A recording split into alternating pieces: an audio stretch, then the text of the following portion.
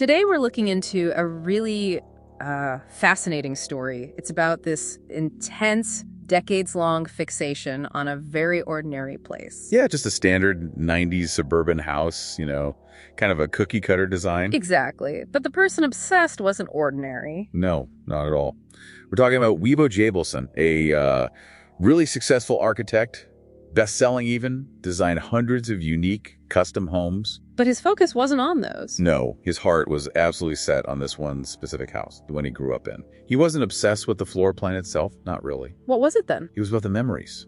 He felt the house itself, that specific structure on that lot, channeled something sacred from his childhood, the feeling of coming of age there. And this wasn't just nostalgia, this was serious. Oh yeah, 25 years he spent planning, saving up a lot of money apparently.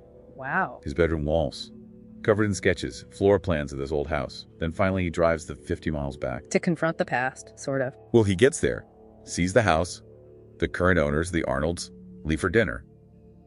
But he can't bring himself to just knock. He's paralyzed. So what does he do? He breaks in through the garage door. Whoa. Okay, so he's inside. What hits him first? Just the shock, I think. Mhm. And the smell of gasoline in the garage, weirdly. But mostly the changes. The kitchen looks totally different. New floors, all the trendy stuff you see on like HGTV. Generic updates. Exactly.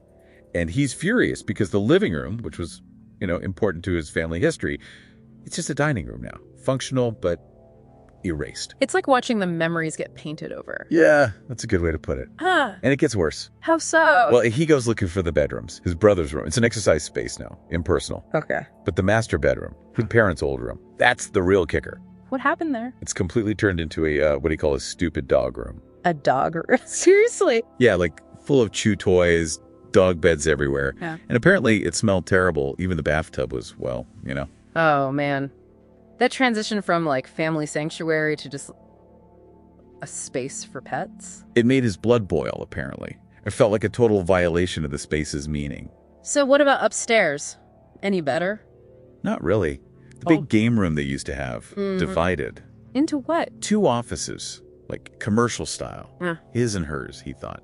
Cubicle walls, even little desk waterfalls. Wow, that's sterile. And it just fueled his resentment.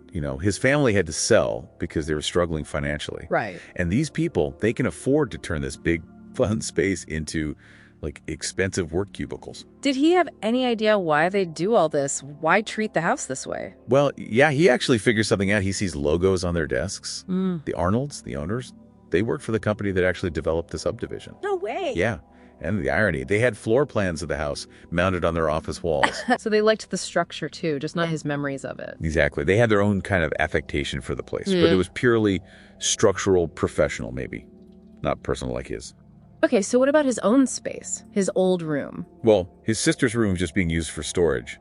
Piles of stuff. And his. He goes into his old room, and for a second, he sees it like it was red bunk bed, army men on the floor, a flashback. Yeah. But then snap, reality. It's now this pathetic meditation room. He actually got so mad he flipped over a little statue. Just reacting, I guess. Yeah. And the bathroom nearby. The laundry chute he loved as a kid.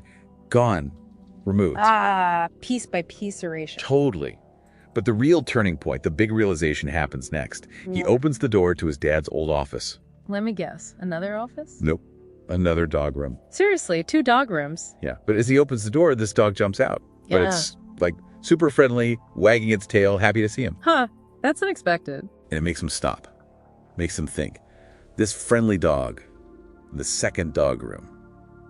And then it clicks. What clicks? None of the bedrooms were actually being used as bedrooms. Not his, not his sister's, not his parents. So the Arnolds, they weren't really living there? Not in the way he understood living. It was basically just a place of business for them. A daytime office space with, elbow room and places for their dogs. Wow. So his sacred home was just a glorified WeWork with kennels. Pretty much. And just as this horrible realization hits him, Oh, no. he hears them. The Arnolds are back. Mrs. Arnold is talking about needing to transcend somewhere ridiculous, whatever that meant. So he panics. Big time. He just bolts, runs out the front door, no confrontation, nothing. Just escapes. Yeah, escapes with this intense disappointment. The house was ruined for him, not just physically, but mentally. He felt like breaking in, seeing it all. I just wrecked his mind forever. That's heavy. So connecting this back for people listening, Right. what's the takeaway? I think it really highlights the gap, doesn't it, between memory, which is internal, and the physical place, the container for that memory. Right. Once that container is changed so drastically, filled with new generic functions, maybe it just can't hold the old meaning anymore. Not in the same way. So it leaves us with a question, maybe for you listening. If a home's meaning really comes from the memories it holds, does fundamentally changing its function, turning bedrooms into dog rooms and offices, does that essentially destroy those original memories for the person who lived them, even if they try to hold on? Yeah. Can the memory survive the destruction of its vessel? Something to think about next time you feel nostalgic for an old place.